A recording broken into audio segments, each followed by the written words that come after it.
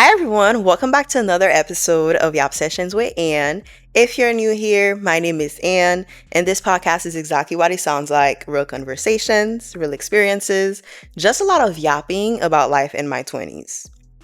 And in today's episode, I'll be joined by Carhy, and we'll be talking about what it's like to follow a non traditional career path. How you guys doing? My name is Chef C. I'm the owner of the House of Takeaway. I do private dining and I work and also as a sous chef at a fine dining restaurant. So yeah, I had fun.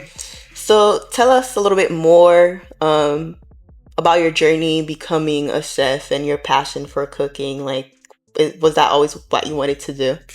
Ooh, in the beginning, like being a chef wasn't even in my horizon. In the beginning, when I was a kid, I was always like an airplane junkie. Like I was always like addicted to airplanes. I wanted to be a pilot in the beginning. But then I kind of had a mentor that taught me the lifestyle of a pilot. When you're never home, you're always in the air. So he kind of scared me out of being a pilot. I would totally do it now. It's amazing. The benefits are amazing. But once I started cooking, it was a point of no turning back. And I grew up doing it. I fell in love with it, and I keep doing it day by day. And I love my job, love my career. I love the people I meet throughout the career, and I love creating experiences for not only my guests or strangers, because most of my guests are strangers. So whenever you create an experience that they never had, it's always wholesome. And yeah. Nice. So, was it something that growing up your parents always supported for you to do? Absolutely Did you not. go to college?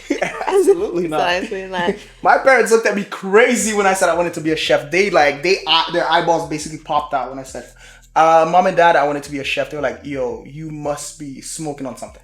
And it's crazy, not even to cut you off, because I remember when he was going through that journey, I think you had started school with finance. I went to accounting. My parents, they're very supportive parents. They will support you in any journey, but cooking in Haiti, especially in like a third world country, cooking is kind of like not frowned upon, but it's kind of like the bottom barrel of career in the career ladder.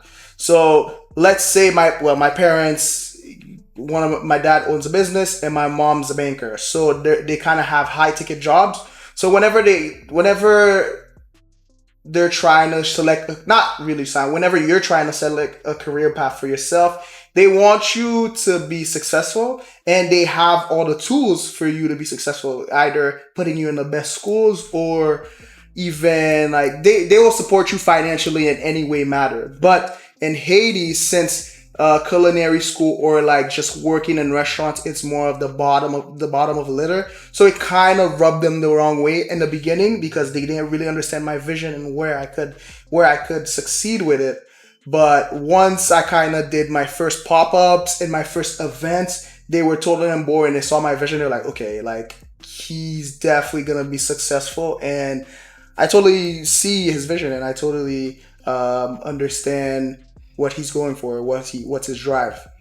Interesting. Do you think that this mentality that, Haitian parents have, or even Black people in general, of careers like cooking, comes from a safety net? Like they want you to choose something that you, like you said that before, that basically can be successful? Or do you think sometimes it's because they care about what people think?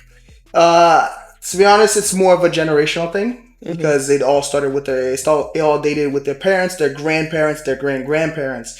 Because if you really think, let's say back in the 50s, 60s, even though everyone was segregated, but in order to be successful, even though I almost said people's life are at stake, even though throughout their generations, the only way they always wanted to become what their colonizers were, whatever they could be, doctors, engineers, or lawyers, because anything white people can do, Black people can do better, period. And so that they kept that mindset for many generations, and they realized they were successful at it. So it's kind of like a mentality that's been brought down from generation to generation. And your parents and they're very successful careers as well. So it's more of like your parents rather see you success than kind of then you being in a kind of like a weird gray net where it's kind of doesn't really have a safety net, because if you're an engineer, no matter where You're in the gonna be world, good. you're gonna be good. It pays well. Are you gonna be happy? I have no idea. But they would rather see you in a career that's more successful than something that middle of your life, or you have a midlife crisis and it just doesn't work out your way, because that happens to a lot of people. And are they happy? No, they just play it with their mental health. That's true.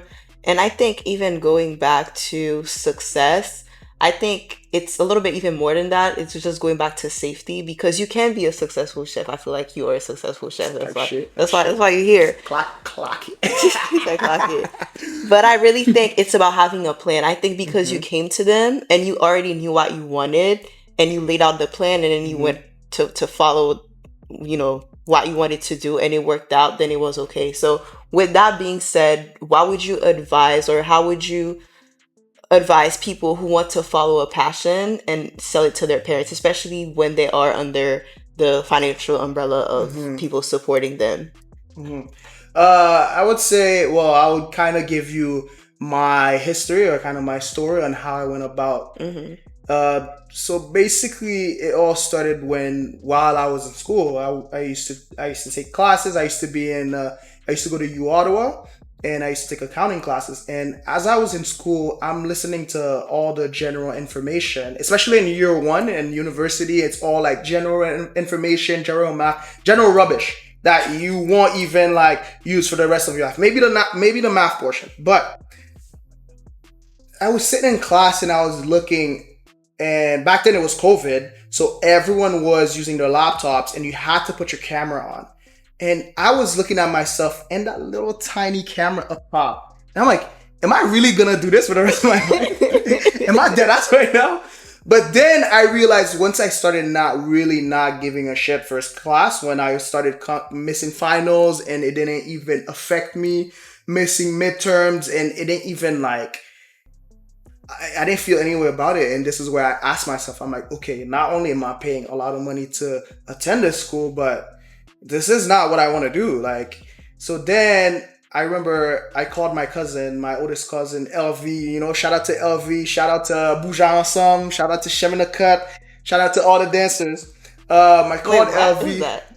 You'll see. I'll show you. We'll I'm pop the like, Instagram. The Instagram is going to be right there. Um, I remember I asked him, I was like, yo, so I called him on the phone and I was like, yo, currently I hate school and I don't see myself doing this. Do you really think I should go to culinary school? And he looked at me dead ass. He was like, I don't even know why you went to U Ottawa, bro. Like, you should have been in culinary school. So this is kind of like the turning point of my life where I really heard it and I was like, okay, like, I think I should really take a different career path. And this is when I presented to my mom. I told my mom, okay, mom, like, currently I'm failing in school, first of all. And second of all, I would really love to go to culinary school. And my mom, she was very supportive of me. And then she sat down and she was like, okay, I'm listening. So this is when I kind of laid out my plan, even though she was like, okay, this plan is not going to work. So, and then she gave me the challenge. She was like, okay, your plan works with me, but now go tell your dad. it's So okay. damn, that's a start. I ain't gonna lie, I was stressing. I remember. I was sweating. I was like, okay, now. I was like, there's no way he's gonna approve. There's no way he's gonna really. So I was like, okay. So my mom was like, okay, this is what you're gonna do. You're gonna formulate a plan. Make sure you have everything correct. Say what school you're gonna what school you want to go to, where you want to go, and what do you want to do. Yeah. So I was like, okay, I got it. So I went to my dad, and then I kid you not, I was sitting right there like this. Mm-hmm. My dad watching TV. He's staring at the TV. I'm presenting the plan. I'm like, okay, dad, I want to go to culinary school. I want to do this and that. And here's the school. Here's the tuition. This is where I'm going to live. Yo, he dad's looked at me. He's like, yo, I'm not paying for this shit. It was kind of like a heartbreak moment. But, you got to take it. Like, but the best, my kind of advice I could give to you is, even though it's a heartbreak moment, because you're going to be all prideful and be like, okay, like, I kind of had a revenge arc in my mind. I'm like, okay, if my dad doesn't support me, then I'll do it without him anyways. But you kind of have to step back and put yourself in his shoes and really think, like, even though I'm nonverbal with my dad, so I kind of understand. A couple years later down the line, I really understood that it was not that he was Not not supportive? supporting, not really not supporting. I'm trying to find the good word. He was kind of shoving me aside or telling me no, that's not the way to go about it. He just didn't understand the vision, and he Mm, didn't understand the industry as well. So he mm, rather tell you no, that's not a good idea, that rather than being like, okay, I have the financial tools or literacy to put you in any school, best school and anything, and this is what you chose. Like, you really gotta be like, this is what you're choosing, and there's no going back. Like, either you do this or not. Like, we yeah. don't got time to be spending all this money, and school itself is just expensive. Yeah. So we kind of had like a good period. We didn't speak to each other, and then once I went to culinary school, I was like, yo, I should have been done this. And I always aced my classes because I always cooked my whole life. I grew up cooking, and yeah. Interesting. So, one of the things that I picked, although your dad at first wasn't supportive, your mom Mm, was, and you had other people in your family that were supportive. So, how important do you think having a support system, whether that's family, friends, or whichever, mm, that believes in you, mm, help you like to keep going? Do you think like if nobody supported you, you would have had the same drive? Maybe you would have still done it, but you think you would mm. have had the same drive to do it? I feel like it totally depends on your character or your personality, but having a support system is extremely important in anything you do in life, in any aspect in life, regardless, either career path, relationships, spiritually.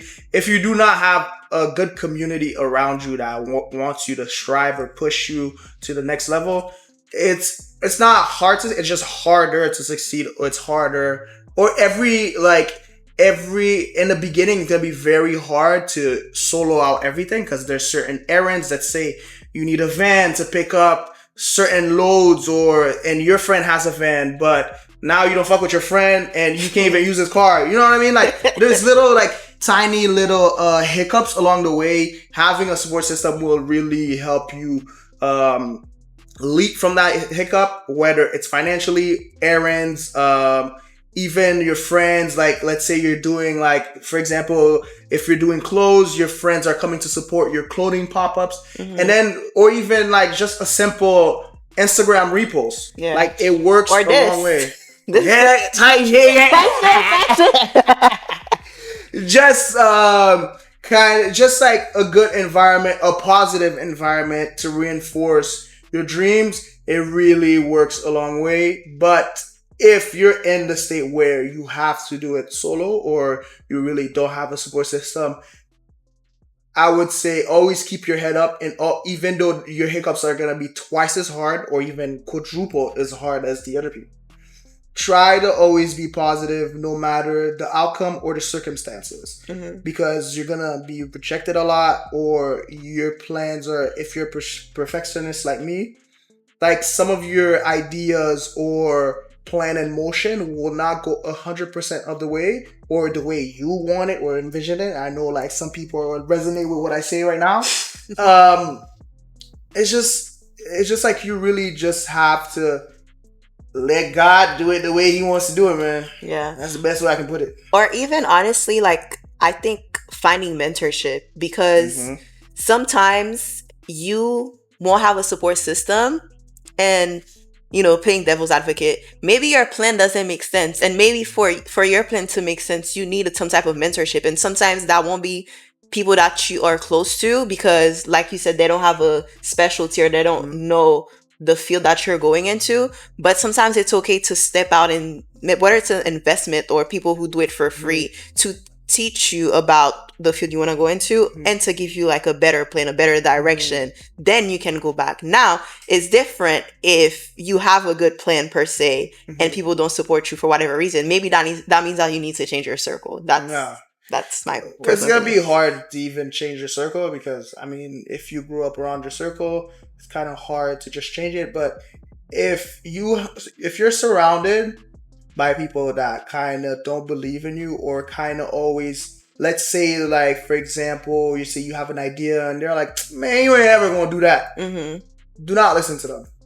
Like, if you have a plan in motion, make sure you continue. Just like the law of Newton, what's in motion always stays in motion. You Mm-hmm. gotta keep going, and you gotta put your plan in motion, because there's nothing that kills more than procrastination. I think everyone suffers from it. Even I suffer from it. The Sometimes you'll always say, "Oh, I'll do it tomorrow. I'll do it later." Nah, do it now. Yeah. Do it now. Yeah. Future self will thank you later for it, and if whatever way to make yourself efficient or to streamline your business, your idea, just do it. And somebody told me something today. So, for future references, I'm working on a little something and I have a mentor. And today she told me, if you really want this, you will work and put in the hours for this. So I think that, yes, like, you're going to have some days, which is funny. I talked about that in one of my other episodes. You're going to have some days where you're not going to want to do certain stuff. Absolutely. And that's fine, right? But if it's consistent, that probably means that you don't want it enough, or you need better direction, right? Or just be consistent, even though, like, you think you're going on a straight line, but rather go in a positive lane instead of just going down. Like, the little steps goes a long way towards what you really want to accomplish. Interesting. So, on the other side, too, like, shifting the conversation a little bit, have you seen people who followed a certain passion and it their downside to it, like, it didn't make sense? Not particularly per se. Maybe, like, I have a couple of examples. I wouldn't say it didn't work out, or I just feel like It was a bad idea. Well, I wouldn't say. The thing is kind of like a weird. It's kind of like a. Simply so.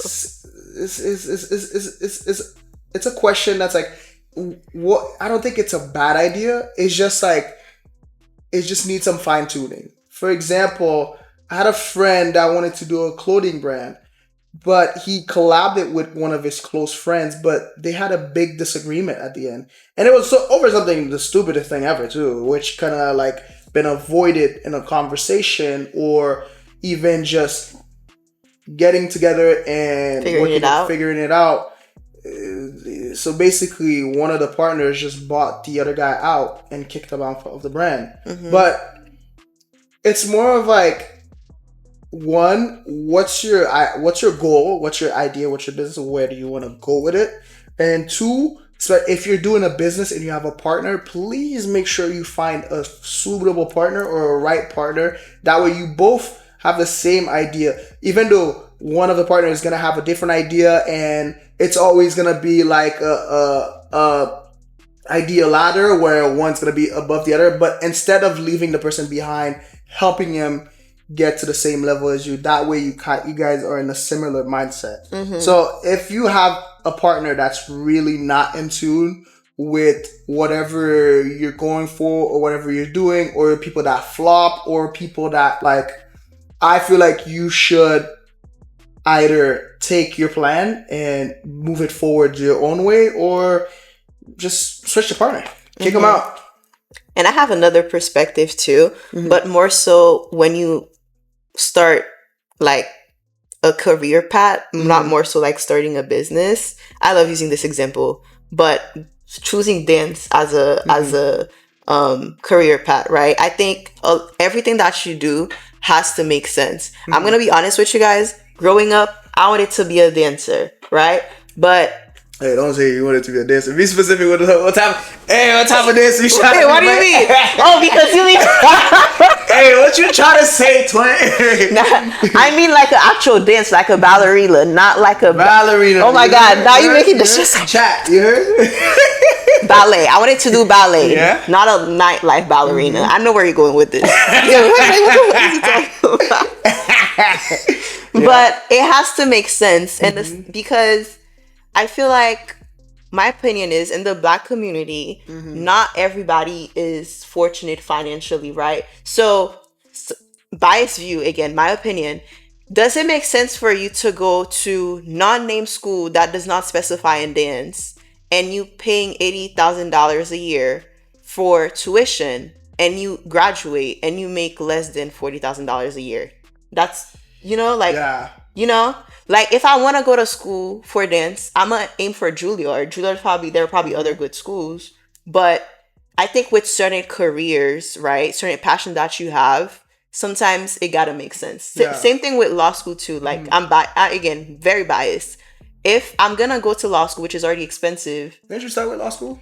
huh? Didn't you start with law school when you went to university? Well, I started with pre-law Yeah. program, which essentially there's not like a law major in the US. Like you Mm-hmm. do a bachelor's and you go to law school. I went to Rutgers, whatever. My GPA was not like a 4.0. That's one. Second, the way I was studying for the LSAT, I saw that I wasn't going to get into a top law school. So sometimes it's okay to take a break, Mm-hmm. right? And if I eventually wanted to go to law school again, now I have the experience, I have this and I have that, I can build my what's it called, my brand and my application because I have experience post grad.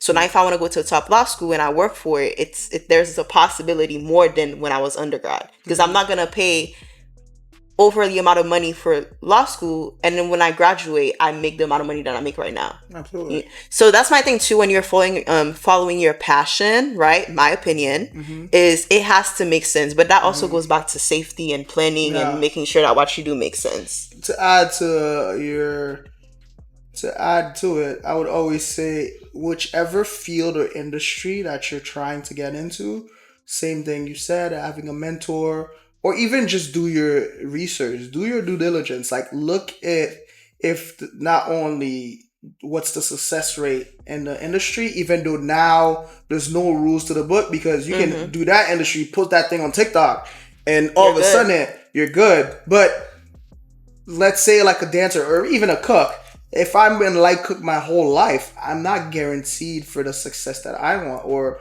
it barely pays. I'll say like a regular line cook does like at least 50 grand a year. 50 grand a year does a good living, but in this economy, hey man, you're gonna be eating some canned noodles right here, man. It's gonna be tough. Please. But there's always different avenues or different angles to approach whatever career path you want. But always make sure to check if not only that career path is feasible, does it pay well, or is it gonna be relevant in the next 10 to 15 years as well. So there's always follow your passion, but it has to make sense. has And to make even sense as well. honestly, like just a little to add on to that a little bit, it's not even about paying well, it's about like cost, right? True. Because it's like if I'm getting in debt Mm-hmm. for something, is it gonna make, like, yes, I love doing it, but am I, because there's one thing, right? I can sit here and go to and be a dancer and whatever, and I'm gonna be happy dancing, but then the other aspect of my life I'm gonna be struggling because I won't be able to pay my bills, and that creates another type of stress that people don't Yeah. think about. So that's the thing again with following, like, does it make sense financially? People don't ask that enough. Always do your research. Check how much the school costs. You don't need to go to a top school. Yeah. Especially, take it from me, I went to culinary school. Not to say you shouldn't go to culinary school, but for my sake, where I was a self-taught cook. So there's a lot of things that when I went to culinary school, I was kind of repeating. So culinary school, just school in general, teaches you how to work in a professional world or a professional setting. So it gives you the discipline, and the how and what to do whenever you're in a work setting. That's kind of what university preps you for. But let's say you want to be a professional cook, where working at a restaurant, front of house or back of house, is easy entry. I would suggest you work in a restaurant per se. If you want to work in a restaurant, try it out, see if you like it, see if a high stress environment is more of your speed. And if you fall in love with it, which I'm an adrenaline junkie at this point now, which I'm so used to kind of being in a fast-paced environment, it kind of makes my brain rattle. Hospitality workers are a different brain. Our brain works, we have like a different circuitry. So I would say try to like test it out. Always try. Don't stay stagnant. Try. Make sure if you like it first. If you don't like it, pivot. Yeah. Do not stay. If you don't like it, you don't need to stay. Try something new. If you don't like cooking, you can always try serving. If you like serving, bartend. So there's different avenues in every industry, Exactly. I would say. So Always Even try. with, yeah, and even with typical traditional careers as well. I've seen people go to school for finance and then nothing falls, or so it's really, you have to try, and you have to, I don't know if, do you guys call it the same, like internship in a way? Mm-hmm. Like you have to intern, get the experience, because that's also part of building your brand, Mm-hmm. right? Because even you have you do private chef, Mm-hmm. right? But it's because you have you building your brand behind it with everything that you do, traditional, Mm-hmm. passion, both, whatever. You need to build your brand, and you need to build your experience. Yeah, Having experience is part of your brand, so I think that's really absolutely. important. Experience is the best teacher.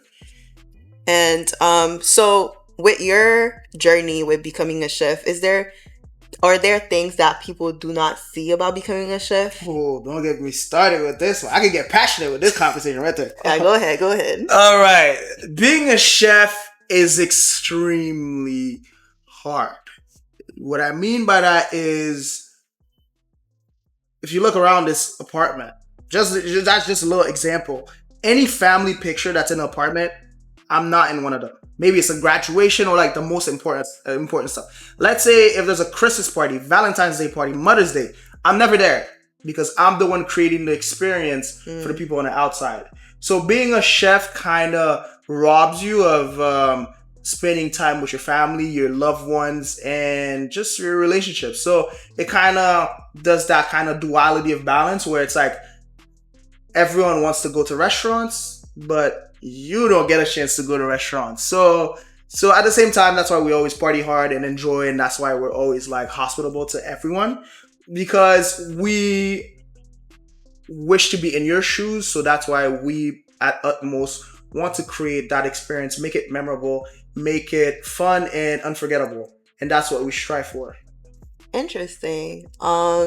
With that being said, did you have any moments where you kind of regret your decision? Like you had a bad week, a bad day, and you're like, "Yo, I Bro, wish I did something else." And yo. how did you pull yourself out of it? That's the second part. Yes, I remember when I had bad events. There was this one event I did, and it went so bad. Like it was terribly poorly planned, lack of organization, the whole 9 yards. Anything you can think about went wrong, and it went so bad that you can't even like Yeah. process what's going on. And it was to a point like it brought me to tears while mid event, but nobody was looking because hey, I gotta be 10 toes.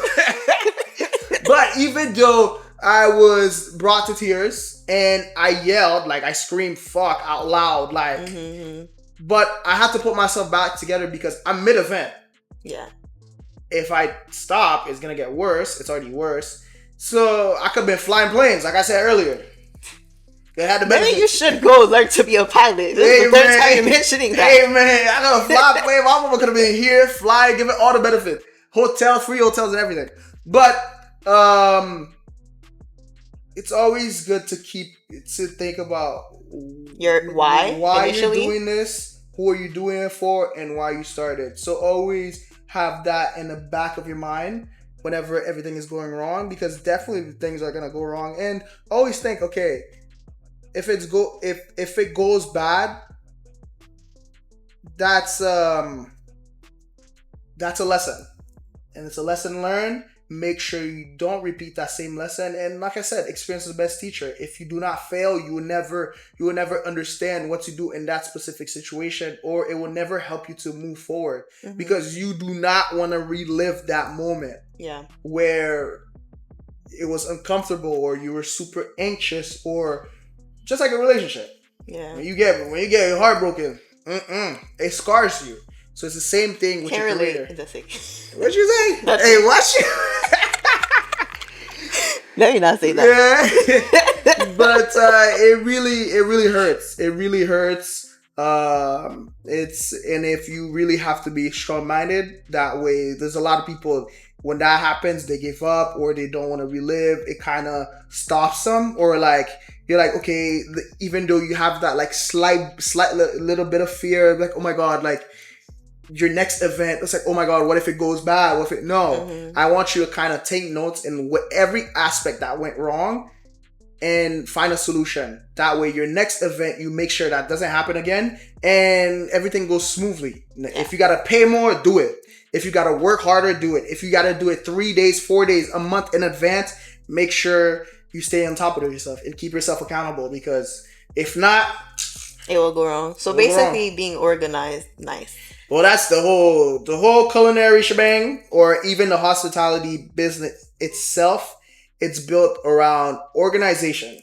Mm-hmm. You're a professional organizer, and you're a professional puzzle maker. You're the one that fits the puzzle. That way, everyone has a good time or good experience. If not, yeah, go look at them Google reviews, baby.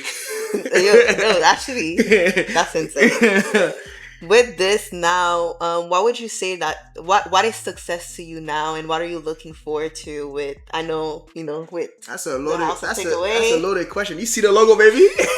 Yeah, I'm proud of you. I don't know if I said that before, but I'm really proud of you. I was really here, like she was a day one, bro. Like I called her from the finance aspect to like I remember like, yo, like this is what my mom told me, and I'm about to tell my dad, like, yo, yeah, like that's when we were in COVID and we were in Haiti, and I remember I went to see her, and I was like, yo, this is exactly what's going on in my life. And you're like, and then Annie's always supportive. She was like, yo, whatever you do, put your 100% in it. And so now, you can see the fruits of my labor. Yeah. Not to boast about myself, but the house of takeaway. Right there. Instagram, IGs, the house of takeaway. But not to really boast about myself. Sometimes you always gotta be humble and ready to learn. Put your ego, shove it down your ass, and really learn. Really open. But to get back to the question, I was kind of derailing there. What's the definition of success now? As a kid, I thought being successful mean that you made it, your business works, you're making a lot of money, everyone's happy. But as you grow and you mature, you realize success it's a multi-branch umbrella, where it's like, even though you're not successful in your career, there's always other avenues where you're successful, whether it's your relationship, whether spiritually you're successful, whether it's like your friends and family, whether it's like your hobbies. Do not put success only as in your career. I would put success in every category in your life. Are you successful? Are you happy?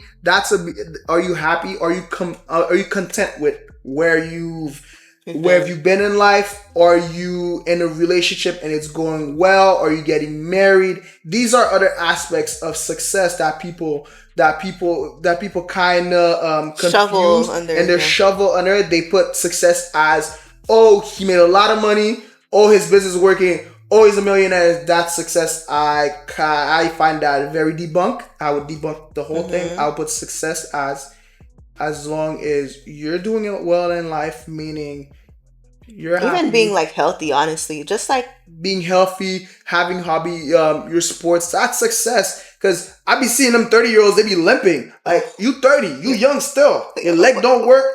Like, what's going on? Yeah. But this is health. They always say health is wealth. Yeah. You see some 90-year-olds, they're like nice, young, healthy.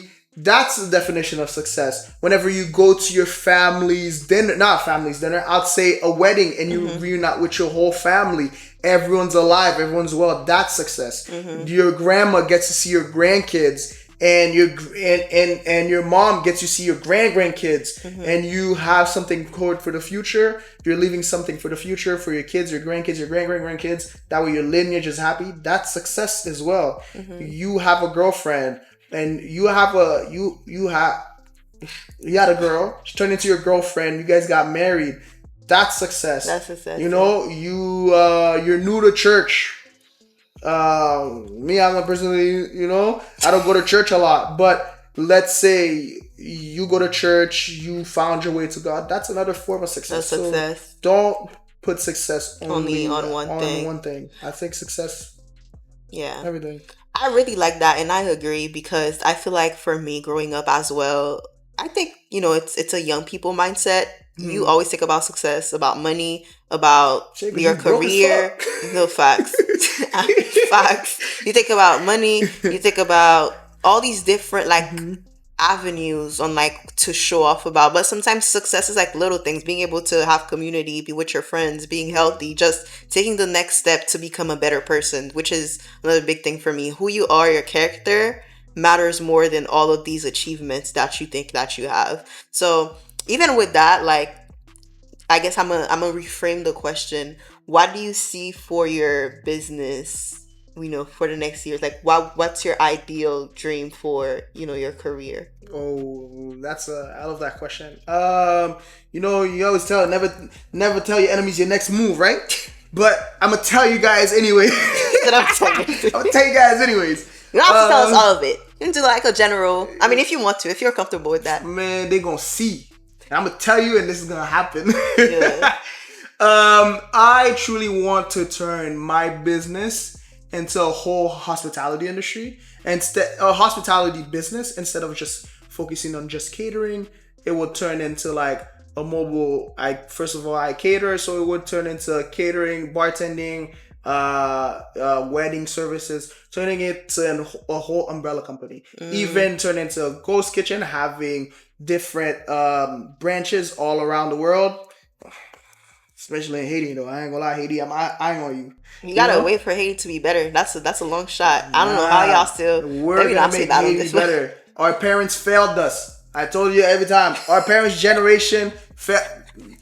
Whether you like it or not, they failed our generation. So we're the one that have to rebuild it, man. Like I can't. Like we're only getting older. And the older we get, the more comfortable we're here. By the next 5 years, most of us, or my friends, we're like what, 24, 25 now. Most of them, everybody getting married, having a kid. Once you're at that threshold, it's hard to kind of just leave everything and go back to Haiti. So yeah, always you got to think about your little countrymen and the stuff I can do, man. Whew. That's good. I like that. So where can people find you? If you have to leave them with one thing. My Instagram will be right here. It's the _house of takeaway. I do private events, barbecue, corporate events, anything you can name. My motto is I create your vision. So any vision, any type of dinner, anything you find on Pinterest, I will copy, paste, and make it. You want a monkey dangling in the back of your dining room? I got you. I'll go to Zoom. A monkey is insane, though. Listen, you want a giraffe in the back while you're in the back of your backyard? I will make it work. I'll put it in a pickup. So just kind of like yeah, actually, once I find a man, or the man finds me, you're gonna be making my wedding happen. You know it's gonna be extra. God did. You heard. I know you guys are watching this. Please, she's single. I'm watching. He said, please, she's single. She's single. I'm watching you. I'm not open to dating, so. I'm trying to get paid. Let's make this happen. Trying to get paid, yo, you funny as hell. But alright. But yeah, so this was a fun podcast, man. Like, thank you for having me. I'm glad that you're doing a podcast to kind of like help the youth, help the community, everyone tune in to Anne, and she's doing an amazing job. She has multiple guests on the podcast, and she's killing it. So yeah, thank you. I'm proud of you too. Thanks. Everybody got motion. Yap with Ann. If you ain't got motion, you're behind. Yo, you funny. And don't be behind. If you're behind, we're gonna be looking at you from the back. That's it for today's episode. I hope you enjoyed. Show some love, subscribe, like, comment, and I'll see you in the next Yap session.